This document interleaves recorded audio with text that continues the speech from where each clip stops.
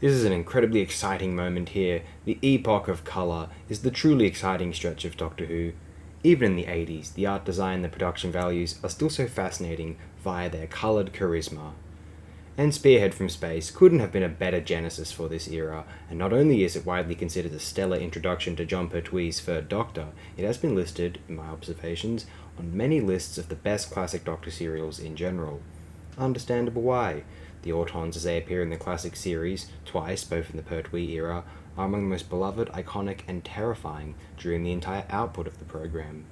And how seamlessly and entertaining the Third Doctor is introduced. Note how seamlessly one recognises Troughton's personality and Pertwee's manners. While as Pertwee was apparently instructed to play Pertwee, it at least comes across like the actor did hope to manifest the previous performer in the role, and maybe a dash of Hartnell's as well. The action-oriented, man of all the answers, Bond-esque heroics of the Third Doctor have been pointed out as detriments to his epoch, although I really love all these aspects of his era.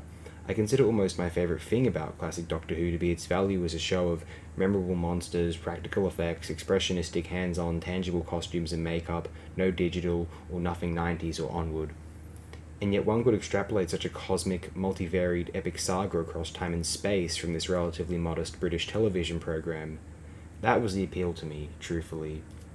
As a result, the emphasis on Pertwee's Doctor tackling threats to the Earth, usually some eye-popping monster trying to save the day, ensuring a great wealth of potential action figures to be moulded in the 90s whilst the show is off the air, and a beloved, finished, analysable, vivid memory. The Fourth Doctor's era, Tom Baker's run, is not entirely absent with this particular quality, or not for its first 3 seasons, whilst Hinchcliffe was in charge of the series. I would argue that Baker's run really picks up a bit, certainly with Douglas Adams. I know there are some misfires, say Destiny of the Daleks plausibly, and then I must say, with John Nathan Turner's tenure initially for Baker's final season as the Doctor. I suspect that due to Baker's Fourth Doctor constantly arriving on alien worlds, the budget went more to composing sets than memorable monsters, especially as the budget was apparently cut after Season 14. Season 14 may have been an apex, just for Deadly Assassin and Talons of Wen Chiang alone, really, though 15 feels lesser, 16 certainly. As I said, 17 and 18 I do like more. Fifth Doctor I quite like throughout, 6 is mixed. 7th I agree with many, has a lesser opening season, and 2 quite stellar latter seasons.